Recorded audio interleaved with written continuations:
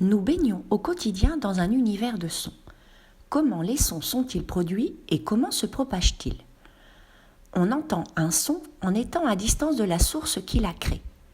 Entre la source sonore et l'oreille, il y a propagation du son. Un son est créé par la vibration rapide d'un objet, comme les cordes d'une guitare,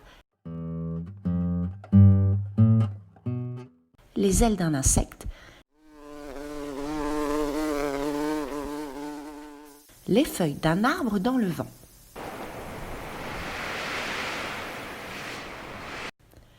L'air se compose de plusieurs milliards de particules. Ce sont principalement des molécules de dioxygène et de diazote. La corde est entourée de molécules composant l'air, représentées ici par des sphères bleues. Le guitariste a déplacé la corde pour la faire vibrer. Celle-ci bouscule les molécules autour d'elle. L'air est donc comprimé à l'endroit où vient de passer la corde. La zone de surpression se déplace.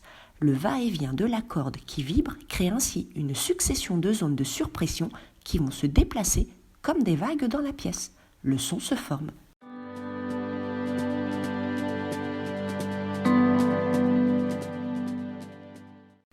Voyons maintenant les caractéristiques d'une onde sonore. Expérience 1. Une onde sonore a besoin d'un milieu matériel pour se propager. Pour cela, plaçons un réveil sous une cloche à vide.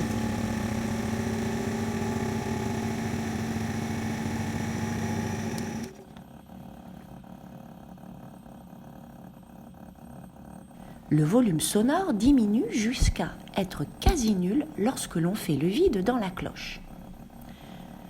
Le son ne se propage pas dans le vide.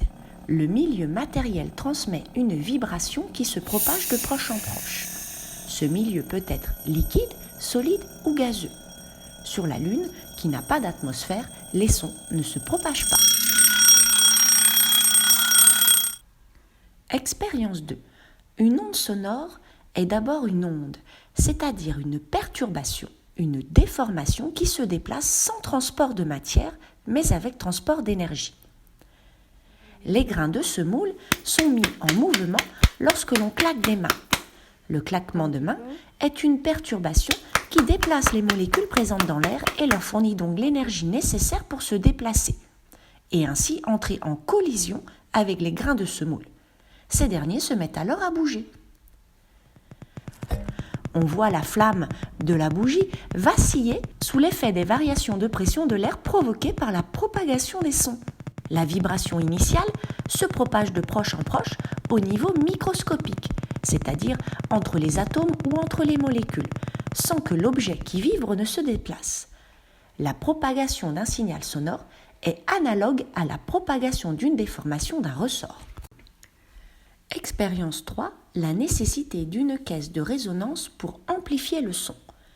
Lorsque l'on tire sur la corde de la guitare, celle-ci entre en vibration et met en mouvement les molécules d'air et donc produit une onde sonore.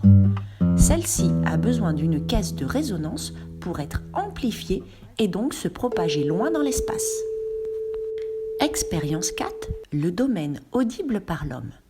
Repérez les valeurs des fréquences limites entre lesquelles vous percevez le son.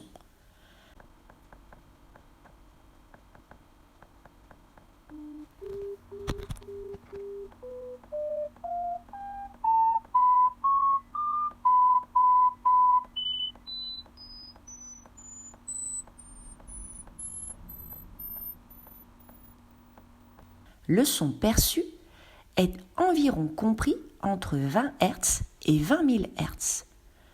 En dessous de 20 Hz, on parle des infrasons.